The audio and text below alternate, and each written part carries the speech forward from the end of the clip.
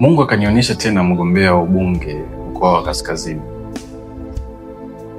Na nikamuona nikana kwamba anatoa hotuba.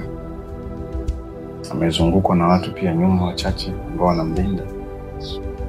Na mimi nikajiona niko kati ya wale ambao wanamsikiliza katika hotuba ile anayotoa.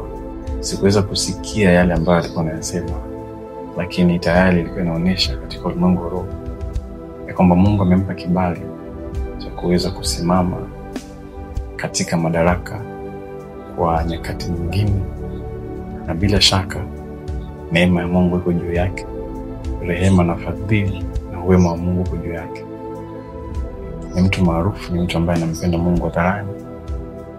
Ninamwombea neema ya Mungu iendelee kuwa naye, ikamfiche dhidi ya mabaya yote ya ulimwengu, lakini zaidi ya yote ikamvushe na kuweza kumfanikisha katika kuyalinda makusudi ya Mungu katika taifa letu, katika jina la Yesu Kristo wa Nazareti aliye hai.